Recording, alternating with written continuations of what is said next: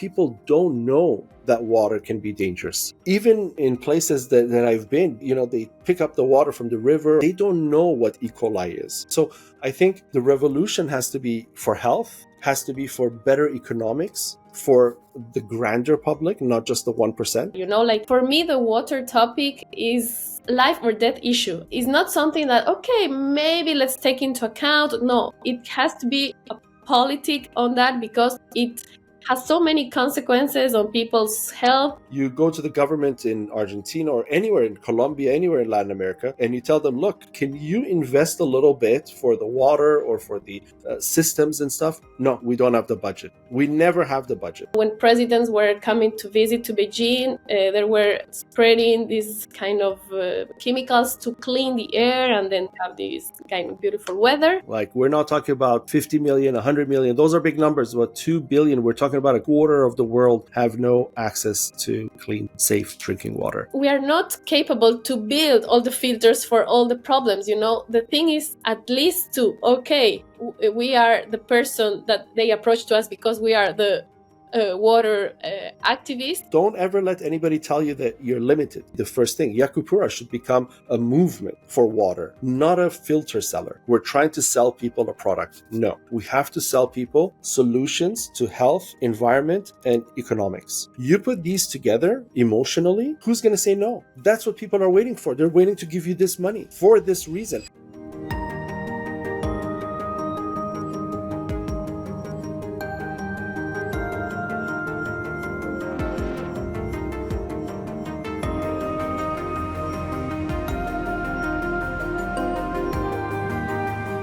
Welcome to Compassiviste Dialogues. I'm your host, Ali Horiat. My goal in this program is to educate our audience about various global issues and how we can help. My guest today is Carolina Placencia, a passionate social and environmental Ecuadorian entrepreneur and climate activist with an expertise in environmental engineering. She's the founder of Yakupura. Her most recent project is working with dishware, and she was named a winner of MIT Technology Review's Innovators Under 35 in 2022.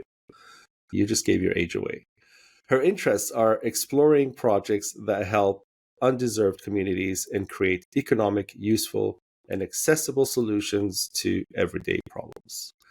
Carolina, hello, and welcome to Compassiviste Dialogues. Hello, Ali. Thank you so much for the invitation and for this great time talking about several topics that are from our interest. So super excited to share with you some couple of minutes today. Perfect. So let's start here. I want to go into your past, and I want to know how you became interested in climate activism. I mean, was there an event? Was there a catalyst, or is it just something that you grew into slowly? Yeah, sure. Happy to share the story. So I will speak about a bit my past, how it started. So I'm from Ecuador. I did my school there. And when I was 18, my parents sent me, I had the opportunity to do a year abroad. So my parents sent me to China. I lived in Beijing for almost a year. So when I was 18 till 19, and it was mainly to study the language and to have the experience abroad and to start to thinking what I will study then. So during the year, I faced, and you can tell, everyone can tell what is the impact in China now, about the environmental impact that China is dealing the last few years. And I lived that with my own eyes. I was super shocked to see all the pollution, the water quality, the garbage, the atmosphere, everything that was like in a daily life. And I was super shocked and at the same time super sad about what I was watching. And during this year, I was trying to understand, of course, what people were doing for this. And I saw many things. When I was in China, the sun was not really writing because it was too much pollution. So, for example, when presidents were coming to visit to Beijing, they were spreading these kind of chemicals to clean the air, and then have this kind of beautiful weather. And I was super shocked. I was trying to understand all the measurements that they were taking on the area. And so when I was there, I understood clearly that I wanted to do something related to that. I didn't know what exactly, but I was okay, maybe something to deal with this. So I came back to Ecuador. I thought to stay in China to study there, but in Chinese it took me too many years to study the language. So I came back to Ecuador. I studied environmental engineering with this vision to try to find solutions for the environment and practical solutions from what I saw. To be super honest, I didn't understood exactly what this career will lead me to. I'm more kind of like social person, and I didn't ask the good question maybe at that point, where now I can ask myself, like, what I want to work is in front of a computer or in front of people. And at that time I didn't ask myself the question, but now that I see from far, environmental engineering is a impactful career, but is very like being behind, the programs, computation, a lot of engineering behind, which was great to understand, but not really what I wanted to do for life. But anyway, I studied a career for 5 years, and then I moved out a bit. I lived in several countries abroad, and then I don't know if I want to tell you now about how Yakupura was born, but it's related to this. Sure. Let's jump into Yakupura. Great. So after the school, I went to Buenos Aires. I lived there for a couple of months, and I bumped into the problem of water of the water problem. It's a huge topic. We can go deep later, but what I found as a person living my normal my normal life there, was that I wanted to drink water, and solutions were either super expensive water filters. I didn't want to buy plastic bottles for like a lot of money and a lot of plastic waste. And there were no really solutions, and people don't drink from the tap directly because it has a lot of chlorine. So I decided to research a bit, and with my knowledge, with my school, with what I studied before, I said to myself, okay, maybe there are some solutions to that. But honestly, because my family doesn't have the business background, my parents, uncles are all like doctors, engineers. Okay. So I didn't have this business mindset. So for me, it was okay, I need to have a solution now, but for now, not a super big business idea. But then I came back to Ecuador, things aligned. I got an opportunity from my friends that told me that there were some grants available for ideas. For me, it was not really not resonating at all, because I was, okay, no, business is not my path. And then, many things happened.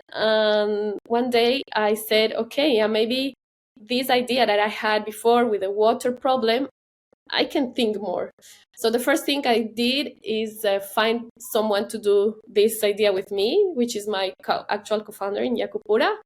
She was not my best friend from the class, but it was a person that really synchronized how I like the work to be done. We are very similar on the way that we work.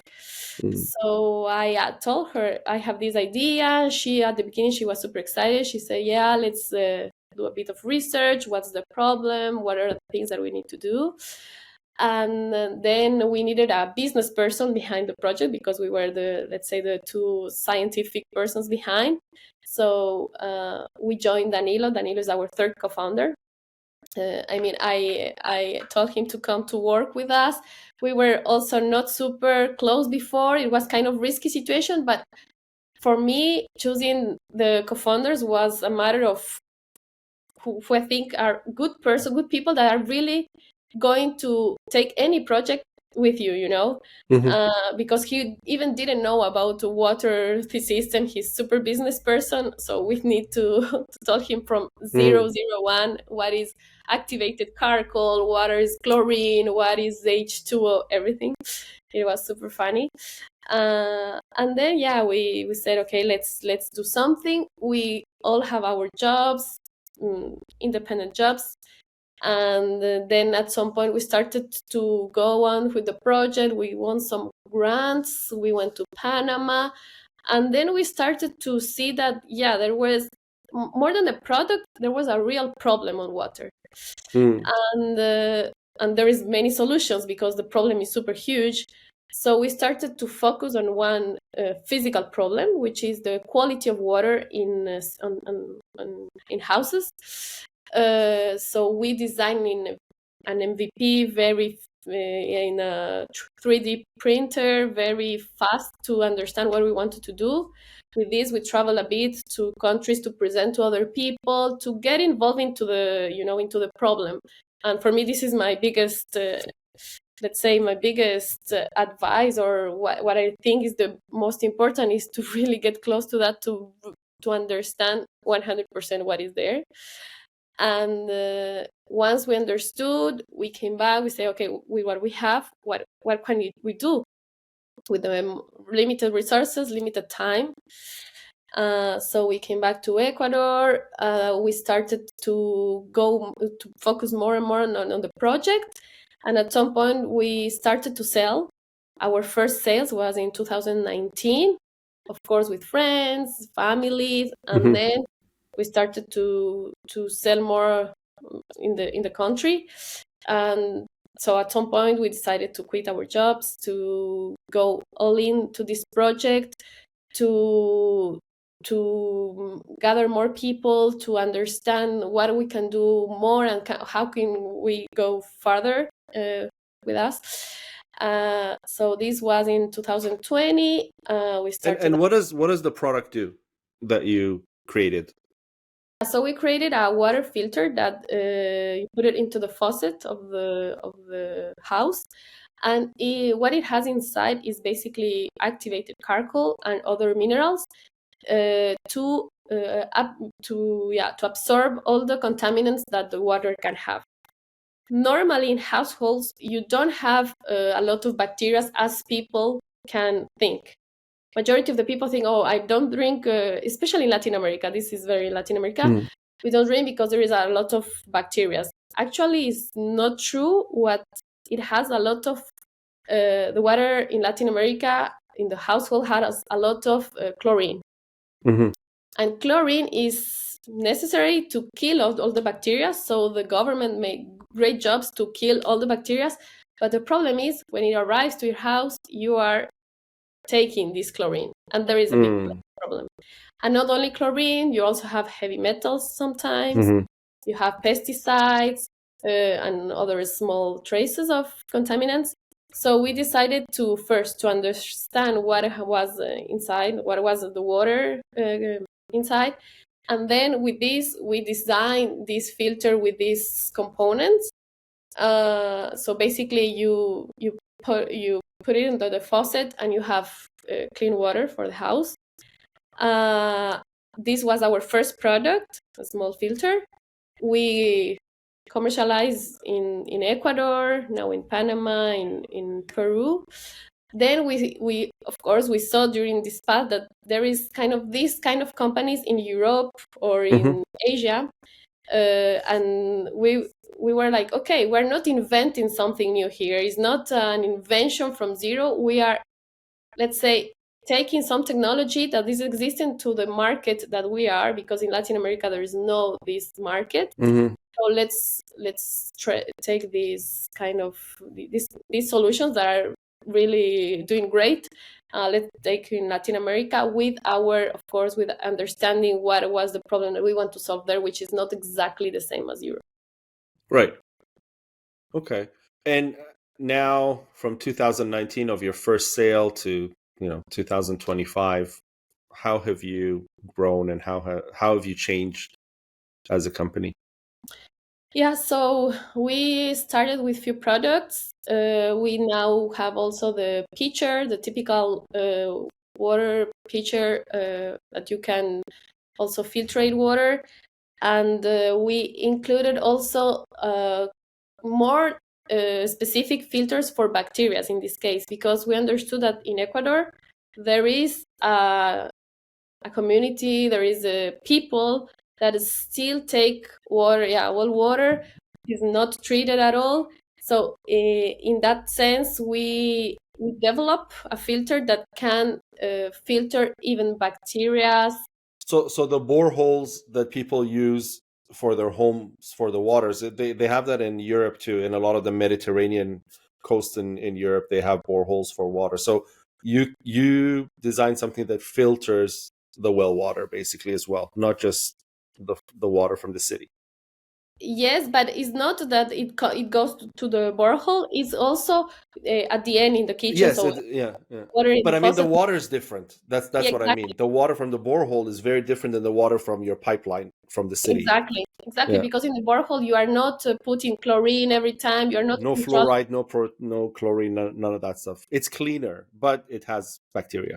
Exactly. So we Right. designed a filter to kill all the bacteria and to use in every kind of water. So this kind of was another development of the product, and it was super well taken in the country. The problem is that it's more expensive and Mhm. is curious because the people that didn't need the most is the people that can spend the most. So there is this kind of business model where we want to adjust so we can give this kind of filter to people that need the most, but maybe with other kind of incomes, so they can use it. Have you found a way to do that or not yet? Not yet. Have Uh, you? I'm going to ask you a couple of questions because this interests me. How to actually bring the product to the real market, not to the wealthy 5%. Because I've been to Ecuador. I mm, spent some time there, and I've been to most Latin America, and Latin America is very, very um, completely separate. There's a huge gap. I mean, when you go to Buenos Aires, when you go to Rio, when you go to Mexico City, all those places, you see billionaires and you see poor people. The yeah, middle class is very small. So the market is not the middle class, like, for example, in Canada or in Germany, right? The market is either the 1%, or it's the 99%. The problem with the 99% is they don't have money. So that's why the plastics and the pollution and everything works so well in Latin America, because it's the only way to serve the 99%. So you're stuck, right? So that's why I want to know how are you thinking? And the governments don't subsidize. I mean, there's only so much they do, but they don't really come into the market to say, okay, people can afford $100 and this is a $300 product, we will pay the other $200. That never happens in Latin America. So what is the realistic solution to bring water to people? yeah, totally. What you say is super interesting because it's also, if for me the question is, are these people really conscious about not only the health, but for example the environmental impact that all of this is taking? And the answer is no. The No. Latin American people, these 99% of people, unfortunately, they need to deal with so many problems already. Yes. Environment is not at their top of their Hmm. priorities. So this is kind of the biggest challenge to uh, provide this kind of products, but not with the message of the climate impact or environmental impact, even though for us it's super important, Right. But but message for maybe health, for health economy. or saving money Yeah. for us. Economic reason. Yeah, exactly. So how we did and why we are really tackling part of this percentage of the people, because now we are selling in, let's say, all over Ecuador. Let's say is like Walmart from Ecuador. Hmm. So we are not even Walmart. Is okay, yeah, to all the cities in Ecuador. So is of all kind of classes, Hmm.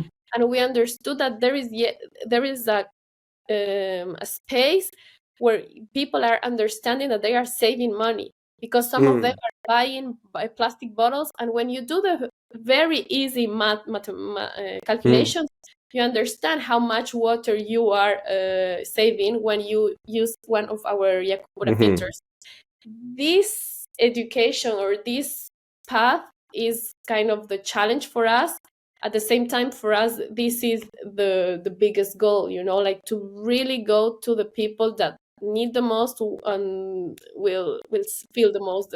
Right, and generally that is the way things happen to the lower middle class and poorer people, because it's always an investment that you have to teach them, right? Because you're investing in your house, you're investing in your health, you're investing in so many things, and once you show them the investments and they have the education to how much this investment impacts them and benefits them both economically and health and other issues and socially, then the market starts to build from there.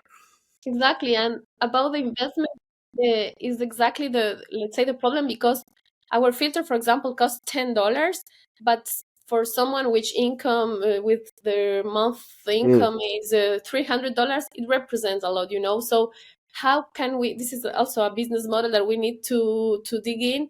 How these $10 can represent, and not this big hit at the beginning, but like as they were buying plastic bottles as I don't know, $1 per. Do you have payment plans? No, we don't have, but this is also related to how the Economic structure works. Exactly, how they do the payment, but we have many plans on our minds. Okay. And in terms of corporations and governments, you're bringing a service. With the Yakupura filters, you're bringing a service more than a product, because it's environmentally better, it's better from a health perspective, and it's a cheaper economic alternative. So on three major parts, you're winning, you're scoring, right? Have you ever thought of approaching the government and the businesses, or other sectors essentially, and say, look, here's a study, and if you pay and we install this in every house in Ecuador, the government will save X amount of money with water issues. The government will save X amount of money with climate resistance investments and things like that. And it might become something that goes in that way, because I pay attention. That's what we do at Compassiviste. We pay attention to solutions, and we try to figure out how these solutions can be real, because one thing I really don't like is the academia of solutions, because school and theory and all conversations is all talk, and you go to these big events and you go to COP28, COP30, and all these things, and nothing happens. Why? Because these solutions are kind of like when you go to the car show and you see a car, it's never going to go into production, but it's really cool. It has all these gadgets, everything, but it's never going to go into production. So why am I wasting my time on this, right? I'm interested in knowing how it's feasible to make the real changes that the world needs. So, for example, you think about solar panels.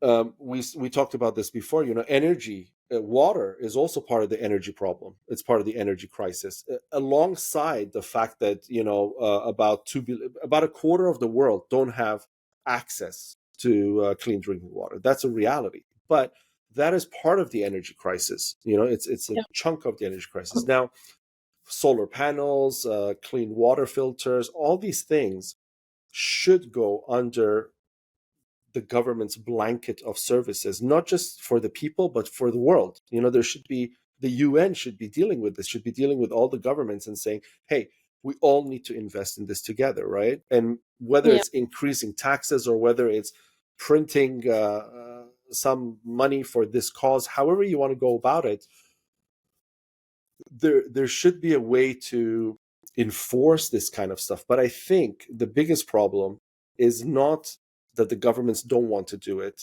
and it's not that the people don't want to have it. It's that the businesses who are making the most profit off of the world today, the industry today, are not interested in allowing the education to even reach the government, because I find a lot of governments also don't have the education that companies have. Companies will spend money in research and development, and they have millions of dollars to spend on education, research, right? Governments don't. There are many people in governments around the world who are in the climate section of the government, but if you sit with them for 10 minutes, they don't know that much. And it's a fact. I'm not talking Latin America, I'm talking everywhere in the world. It could be India, it could be UK, it could be US. It's really like that. And you're too young, but if you go back 50 years, cigarettes was the same thing. Nobody talked about the health issues, Mm. and it was available. It's not that it was not available, but it was never given to the people as education. So everybody smoked. Then suddenly it opened up. It opened up and the education came out and people realized the damage, the cancer rates and all the other issues. And it started, government started reacting. And then now, cigarettes is not that much of a problem like it was in, for example, 1985. How do you think you can bring your product with the education so that you can make a social revolution? Because that's what it is. Changing people's habits and changing government's spending priorities is a social revolution. So how can Yakupura become that? What are your thoughts? Yeah, actually, this is the biggest question, and is the question that we, between the co-founders, are all the time asking ourselves: how we can spread this solution not to Ecuador, not to Latin America, but to the world, and Yes. not only the solution itself, but like all the solutions that we can provide. Like for me, the water topic is I love to speak about this because it's life or death issue, as you Mm-hmm. say. Mm-hmm. Is not something that, okay, maybe let's take into account. No, it has to be a politic on that, because it Mm-hmm. has so many consequences on people's health, and if you go further, how many people are affected with this is incredible. You will never finish the impact. I know, and you know what? I'll tell you from personal experience. We work on a project. We collaborate with in Latin America. I'm sure you know Techo. They build homes. Yeah, yeah, So yeah. so we work with Techo, and we work with another group in Africa that help the Maasai people, and we installed solar powered filters for the ponds that they get water from, because they walk like hours to fetch water and come back, and the water had E. coli and all these problems. Like thousands of kids were dying, Mm, thousands, and we we realized with $3,500 that lake can be clean. Like if mm, we invest $3,500, that water is clean. The kids don't die anymore. That's all it is.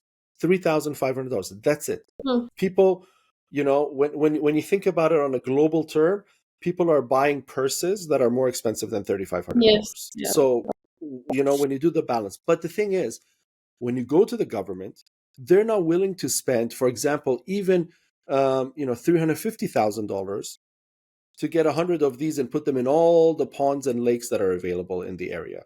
Or you go to the government in Argentina or anywhere in Colombia, anywhere in Latin America, and you tell them, look, Techo, they're building homes at the end of the day. It's not the best home, but they're building home. Can you invest a little bit for the water or for the systems Mm. and stuff? No, we don't have the budget. We never have the budget. Yeah. Yeah, it's super interesting. For us, we didn't have this approach to governments yet. That's why the answer, I don't have it, about why, if it's a budget thing, or is the problematic, or is just they have other things. My Or question for, lack of education. yeah, lack of education for the government, Mm-hmm. exactly, direct to them, because what we hear sometimes is, okay, yes, but we need to, yeah, yeah, we need to understand better what are the problem, like, because they think, okay, we're giving safe water, we are already doing that. Mm. Because in the water industry, you have two kind of big issues: the quantity and the quality. Mm. So most of the continents, we have problems of quality. Maybe if we speak in Africa or in some parts of Latin America, you have this quantity factor where you don't have water at all. So you need to really build boreholes and etc. But most of the problem are quality, right? And with this, so governments in general did already the work of, okay, we're providing, I think in Ecuador is like 96% of the population, we already provide the water. So this is already the job done, you know. But as we understand, of course, in the real life, there is a lot of problems related to health and with water itself. So for me, is as a personal objective in life is to be exactly this person that can be this bridge between what you observe in the real world with the problems related to water with solutions, and solutions came financing and how to link these two things, because you will have so many, you know, like now you say this problem with E. coli, then you will have with heavy metals. In the US, you have with lead. In Yes. Ecuador, you have, so many different topics. But if Yakupura wants to go farther, for me, we have to be these people that are this bridge that connect these two worlds. And I don't have the answer yet. That's why we're trying to see where we want to take the company exactly this year. This year for us is the 2025, the year that we want to see where we will take Yakupura farther than selling products and selling filters. And actually, we got some people from Ecuador that are approaching to us from big companies, trying to push us to work together to go to communities or to build Right. projects Social together. activism.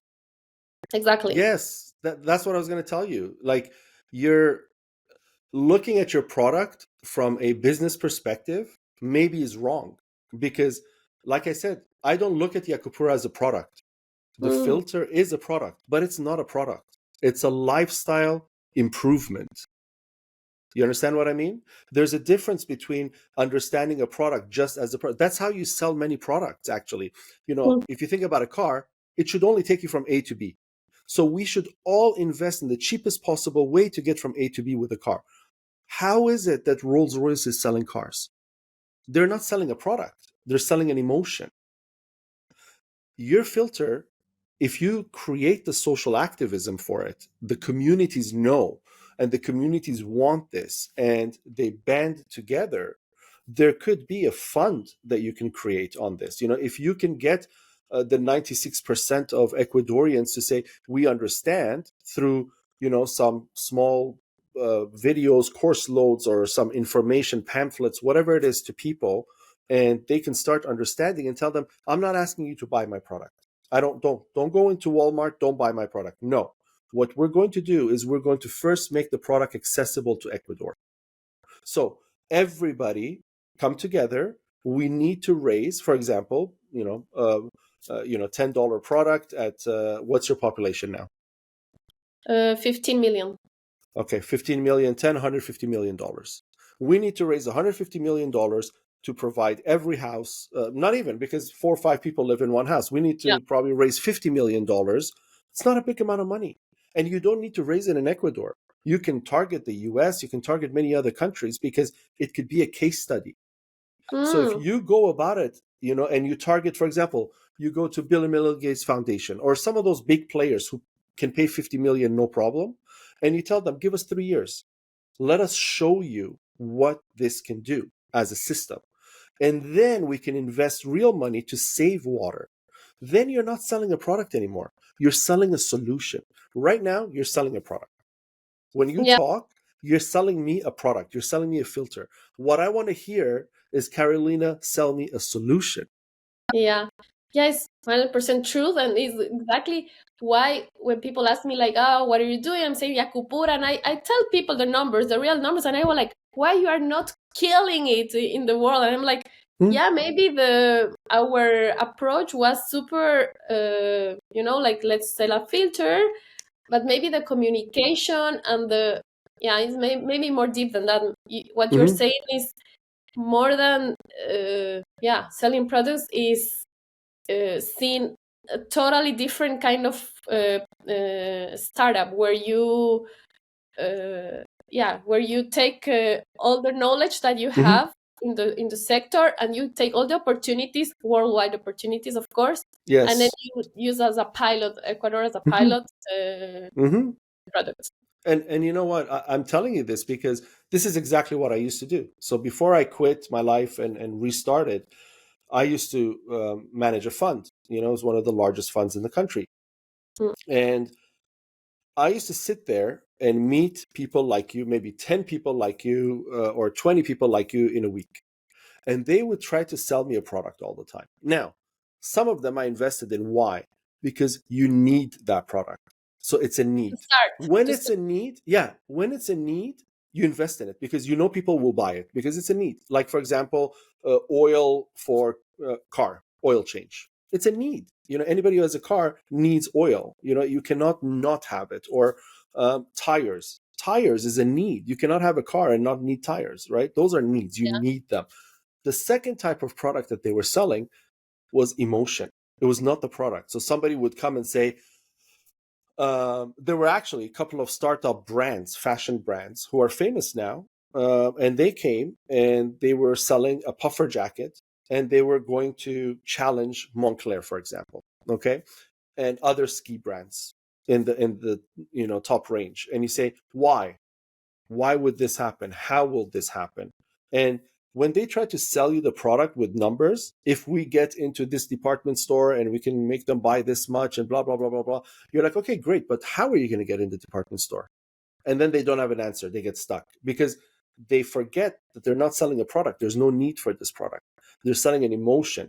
When people wear a brand, it's an emotion. It's not the product. There's no reason to wear that brand other than preference, right? Rarely is it quality. Mostly it's Yeah. preference, especially in today's saturated quality world. So here I feel, and like you said, there are companies in Europe, there are companies in Asia that are making water filters that are related to the issues of the water in each regional sector, but they're not having success. Just like you're talking about, it's not changing the world yet. We need somebody who comes and says, okay, we're guys, everybody in the water business, everybody from GE, which is a huge water company, to all the other companies, we're all doing it wrong.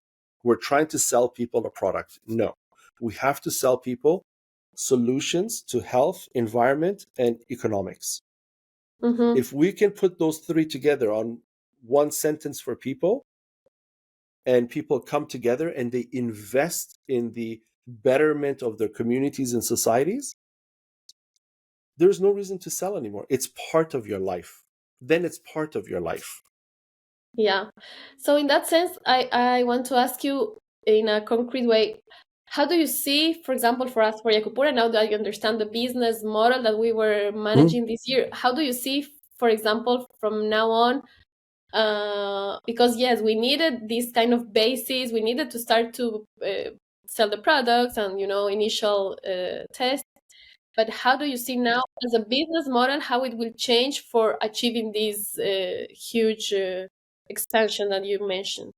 I think every person who's looking to bring a solution that's global needs to um, have people believe in them. Okay, because people think when I say the word revolution, people automatically think, you know, Guevara and Castro. No, that's a different kind of revolution. That's politics.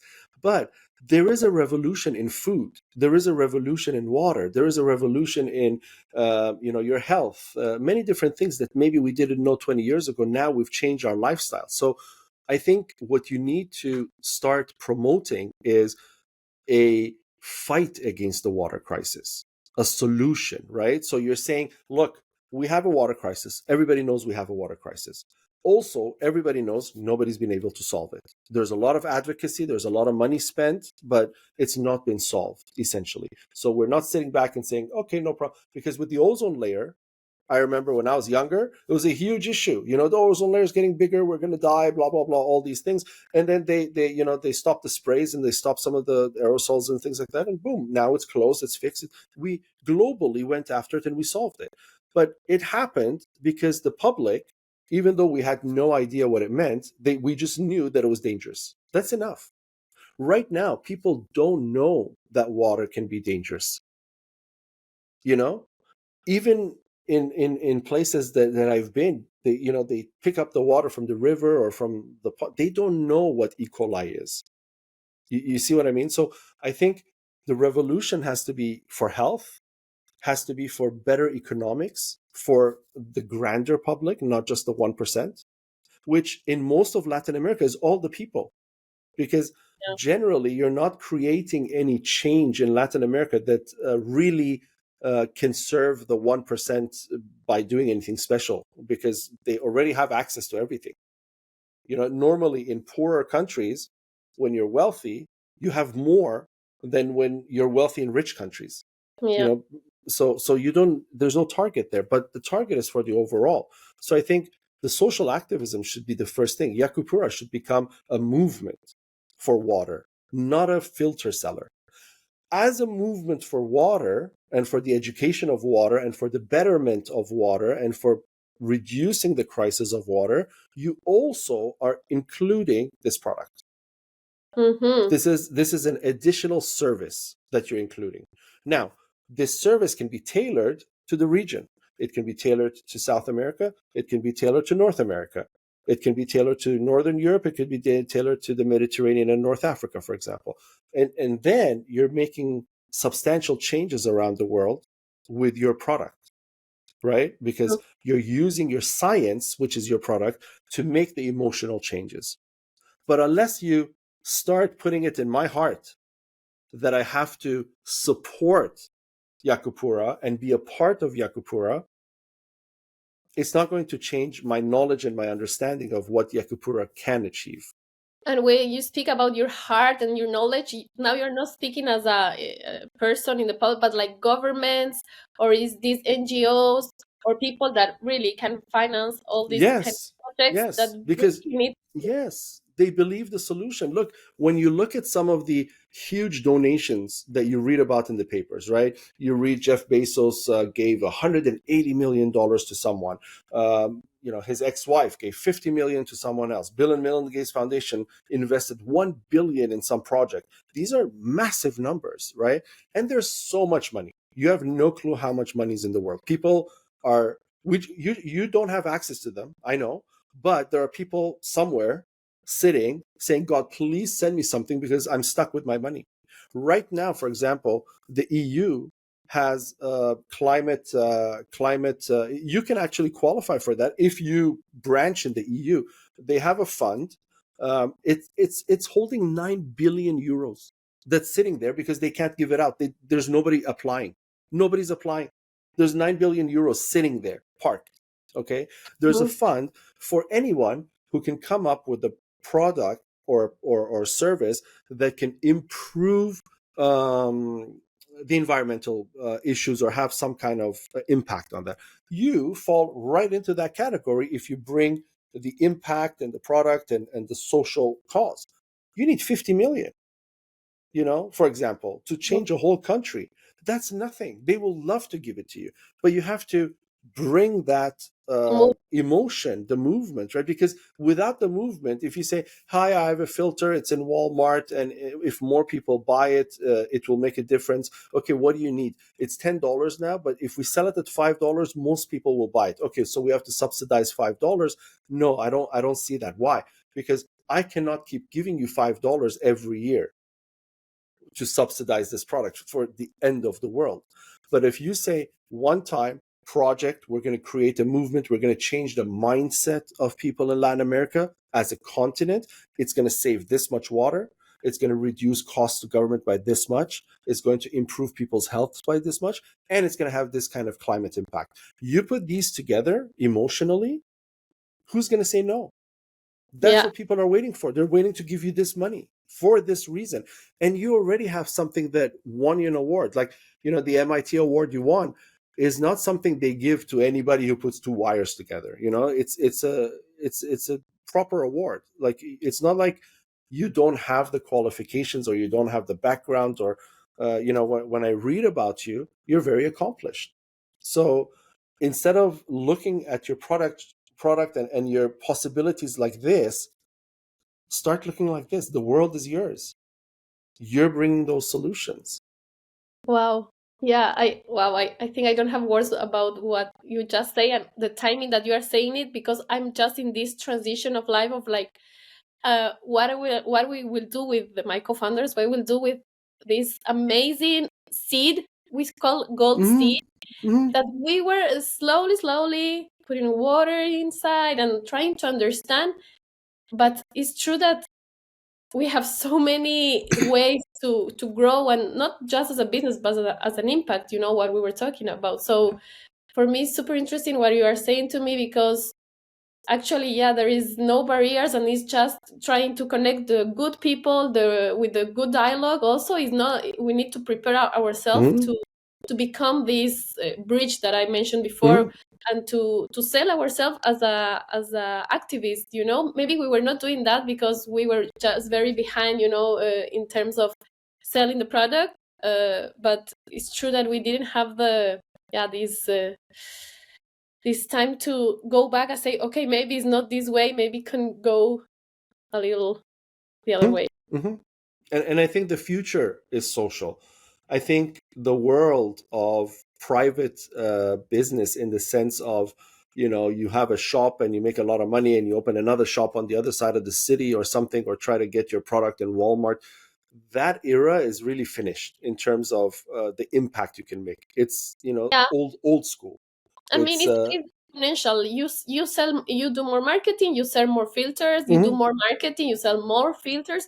But I mean, But there's a the ceiling also. yeah, this is exactly. And There's a ceiling, and then it's a curve. Like, the first, for example, $1,000 you spend in marketing, maybe you get a lot of people buying your product. But then the second thousand is a little less, and it's diminishing all the time. There will come a time when you're spending a lot of money just to get a few more sales, which isn't worth it, and you'll never be able to change the world this way, because you always hit that economic ceiling. That's a yeah. reality of economics. So that's why I Mhm. don't like the model that we're all taught in demand and supply and all these things, because these models are old models that were designed for when people used to sell in their community. If I make bread I sell only to my community. I don't sell bread across the world. But now there are, for example, a famous bakery in Paris that has franchises and locations all over the world. They're not selling bread anymore. They're selling the history, the name, the culture, all of those things, because you can buy the same bread from the bakery next door. It's the same flour, it's the same everything, or the same croissant, for example. But no, you're buying it. You're selling emotion. Yeah, and the thing for us at some point was when people were approaching to us, this kind of people from big companies saying, "Oh, guys, maybe let's do this." For example, they present us a project that has a huge contamination in the Amazonian jungle because of the mining, so gold Mhm. mining and everything. So they approached to us with this urgent problem to solve, and for us immediately was like, okay, how are we gonna build the filter to filter the heavy metals? But actually, is we are not capable to build all the filters for all the problems. The thing is, at least to okay, we are the person that they approach to us because we are the water activists. Mhm. Then we find the people that have the filter, like the same with the boulangerie, with the boulangerie in Paris. Yeah. Like they don't need the 100 Cendric Grolet in Yeah. every part of but they need the brand, and then people Yes. connect this, the motion Mm. of Yeah. going to boulangerie. Because 100 years ago, Paul was one bread bakery place. Yeah, Today, Paul is everywhere in the world. So yeah, are you selling bread? No, you're selling the emotion of going to Paul as a bakery in Paris, all around the world. They have it in the Middle East, they have it in Europe, they have it in, everywhere. So it's kind of like, that's what I keep telling people. That is a social activism because you're becoming a part of the culture. You go to Paul in the morning and you have your cappuccino and croissant just like people in Paris. You feel being a part and connected to something. You're not doing it because that's what you do. You see what I mean? So Yeah, thinking totally. about your product that way is also the same thing. Think about how Yakupura becomes a culture, not a Yeah, filter. exactly. And for me, it was honestly a bit frustrating these last years because I was seeing other companies that our other entrepreneurs and Mm-hmm. selling 3 times what we are selling, and selling, I don't know, yogurts, which are great. I'm not criticizing, but why people can buy more yogurts than water? For me, this conception was like, what are we doing wrong? Is the Mm-hmm. market part? But as we are speaking now, is like much, it's not a thing of yeah, put marketing there. Is how are you selling the product, first of all? And if we want to really really scale, is not this kind of business Mm-hmm. model. This is the kind of Yeah. uh, And unfortunately, you know, education, that's why sometimes, I tell people you have to unlearn instead of learn. You yeah. watch shows like Shark Tank, and people go there and they pitch their product. You can go and pitch Yakupura filter. The only reason they will accept and give you an offer or whatever is because they're thinking, okay, my family, for example, owns Walmart. I'll put this in all the stores. It will sell. I'll make my money back 5 times in these many years, and then the hell with them. That is the way they're looking at it, right? They're looking at it as what return can be made. Nobody went onto Shark Tank and said, "Look, I have a solution to help the world or to help the hungry or people with no clean water," and they said, "Okay, we'll invest in it." No, because there's no return. So when there's no return in that sense, you're even better off not wanting the return financially, but wanting the return in numbers. So you look at companies like Uber or Google, they don't make money from how much they're selling, they make money from the crowd that they have, the user base. So if Yakupura has 400 million people around the world that are activated with Yakupura, even subscriptions for the filters, or a different model, don't not buying it, subscribing to it, and then every few years when the filters finish, you return it to Yakupura because Yakupura has also a facility to recycle and reuse and all those things, and you start bringing all this development to the core, then you're retaining these people. Because look, if you sell your filter, for example, the child hits the faucet, the filter breaks. Okay. The parent goes to the store. Maybe they don't buy Yakupura again. Maybe they buy another brand. Maybe there's a sale of another brand. You never know, right? But when you're selling a subscription, Mm-hmm. they're in your culture. They're getting email lists from you. They're on your page. They're looking at your videos. They're looking at your social media, what you're promoting, what you're teaching, how they can be better educated about the water, how you're teaching them to use the filters. All these things is a whole different component to what you can do in terms of a social revolution, because you have the product and you have the knowledge and you're young, so you have the years. If you were 65 right now, I wouldn't be having this conversation with you, because there comes an age where you just want to retire for most people. Whereas you're at the age where you have fire. You just landed in your fire zone, so you really want to keep that going and explode. Don't ever let anybody tell you that you're limited.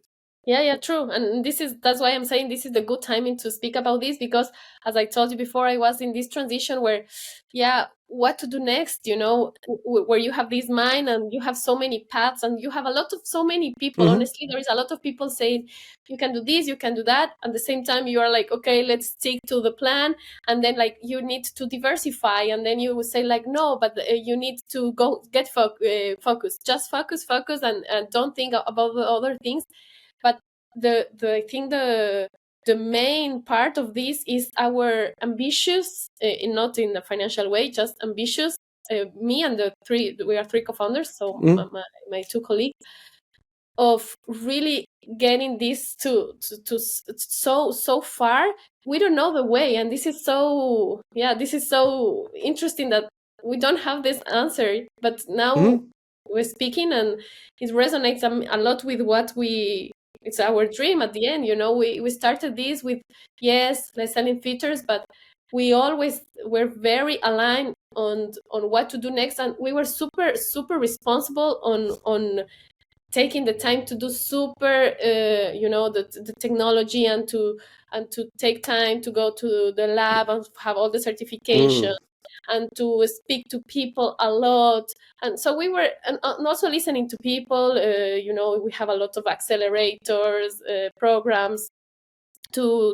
I think these years was a lot of learning for the three of us. And now we're in all the whole world. I'm based in Paris. My co-founder is in Quito, and Danilo is in Miami. So actually, we have kind of several arms where we can, take. And Paris is a perfect city for water because they found the solution to their water. Yeah. Right? I mean, when you look at Paris and compared to many of the other European cities, the water in Paris is clean.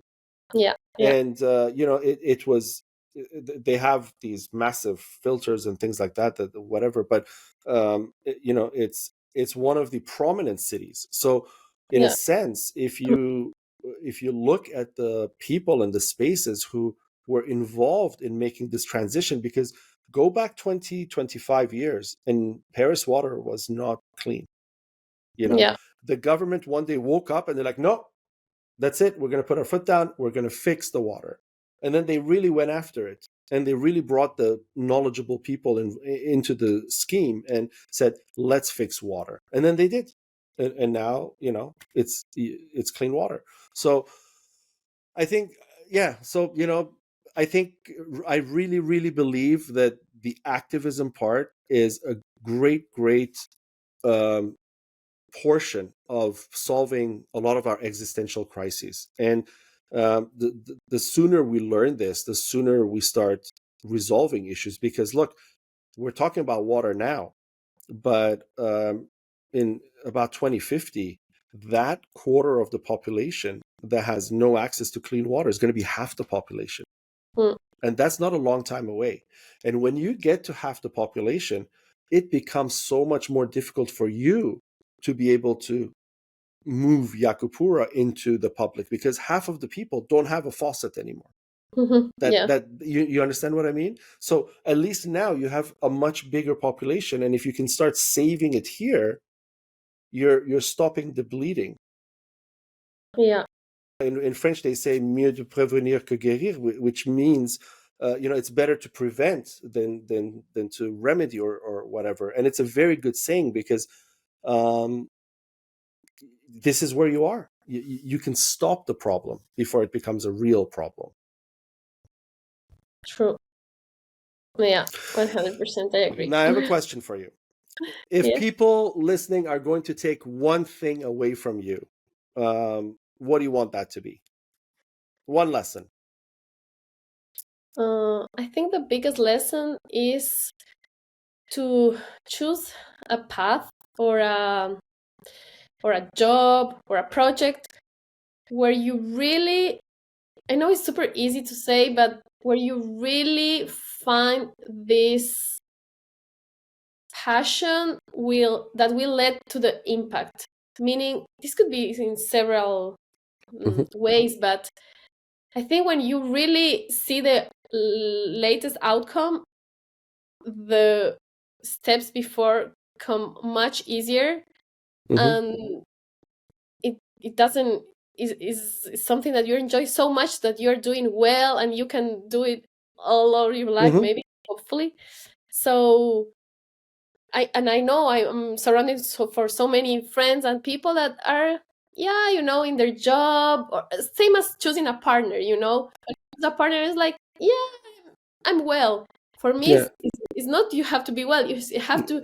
This is one of the biggest decisions of your life: the partner, the job, and the city. For me, and so choosing this job, for me is what you will do. It has a huge impact. So take the time to choose well, and now, yes, that we are young, and it's not related to the age, but this moment of this spark that you have, that you want to do things, you have to take advantage of this momentum, and and go on. I like that, because I live like that. When people ask me, what's your job? I say, I don't have a job. Hmm. and they don't understand. But I tell them, and they say, well, where do you work? I say, I don't work. And they say, so, how do you live? How do you make money? How do you survive? Blah, blah, blah. And I say, oh, I do all of these things. And they Yeah. say, but that's work. And I said, no, that's not work. Work is what you do. Because when you come home, you're tired, you hate it, you want time off. You want to have a drink or something, or relax or unwind from the job. For me, I don't want to come home. I want to continue doing my passion, right? So I feel kind of like what you said is like, for example, Marie Curie, her and her husband, they did their passion. They were madly in love, and they were working together every day doing beautiful discoveries and beautiful things. So, that passion and romanticism that kind of aligns is a life well lived. Yeah, exactly. And to hear yourself and to try to understand, this is a self-discovery, what Mm-hmm. you're good at, Everyone has their own skills. And when you understand in which skill you are good at it, you will enjoy to deploy this skill in whatever job, like either, I don't know, there's so many things, languages, conversation, negotiation, Mm-hmm. selling, whatever. So yeah, I think it's the moment for me to tell all these people, try to move this thing inside you and find this right place, because if no, it will be very painful. Right. Yeah. And I love that. I was not expecting that, but I love that through Yakupura, we kind of established that the way to solutions is not only innovation or science, because Mm. innovation and science is one part, but the innovation and science has to be implemented. And the implementation requires education. And the education requires people to want or understand that they need this education because it makes their lives better. So, that's where the activism comes in. And through your product today, we actually, realize this in a way. So, my last question for you: what is the most common misconception about climate change that you get angry? Mm, maybe the fact that people think that, well, first of all, people that don't believe in climate change, but Okay. uh, second of all, no, people that think that with one specific action they are solving the problem. Either recycling, Yeah. either. Or Uh, you bought a Tesla, now it's finished. You're good. is really not the path, and not the Mm. there is the speech on how to fight on climate change. So a lot of greenwashing coming on. So Yes, yes. uh, I think this is the biggest mistake, and I hear a lot. Maybe, yeah. Lately, I hear less and less. Now I'm living in Europe. Is, yeah, kind of. People are really trying to go Hmm. farther, but Hmm. Hmm. still is something there that I hear a lot. Yeah, well, in Europe, you're right. People are more educated on the issues, the social issue of climate change. They're very educated about, because climate change also plays into immigration and politics and a lot of other things in Europe as well. Which it doesn't necessarily for other countries, but um, again, in the US, it's used as a polarization for Yeah. politics, right? I mean, it's a system now, whether you believe or not. And in a lot of the world, though, Latin America included, I always tell people, I say, you're targeting the wrong people, because, Uh, in like you said earlier, there are people making $300 a month, and they have to raise a family, okay, and they have to pay rent and all these other things. I know people in different continents, that Asia, Africa, Latin America, who literally they're in that position, and maybe even less a month, right? You cannot go to these people and say you need to be better for the climate, or you need to be better for. They're the ones who are suffering, first of all, and second of all, they have no impact. If you calculate 50 million poor Africans, their impact is less than one wealthy American or European true. combined. So why am I targeting these people in such a huge range to make one change in their life that they can't because they don't have the capacity, when I can just talk to this one person and say, would you mind reducing your energy usage by 10%, because that would make a huge global difference. Yeah, yeah. It's getting again. It's Targeting going the right people. Yeah. exactly. Is as I said at the beginning of the conversation, is understanding the problem. That's why Mm-hmm. we take so long to understanding the problem, and then you take, okay, this is the solution, this is the people, this is the. But if you are really not super clear on what the problem is, Mm-hmm. you can spend years and spend money and. Mm-hmm. Yeah, so I also think that politics and all regulations are just, like putting everywhere and here and there, but not Mm-hmm. really tackling where you really need, and terms in terms of effectiveness, like where to put the most effort to reduce the Yes, the most issue, because again, you know, from the climate perspective, that's why I tell you need to be global, because from the climate perspective, the impact you're going to make in Ecuador is negligible. I'll be honest. At the end Mhm, of the day, in the global aspect of China and US and Canada, mhm, the impact you're going to make there globally, if you continue doing this every year for the next 50 years, will still die because it's not enough. You see what I mean? But if you scale your model to target North America, to target China, to target Europe, to impact, then in 50 years we won't die, because now there's a movement, there's a drive towards making a difference. So I think those kind of solutions become impactful.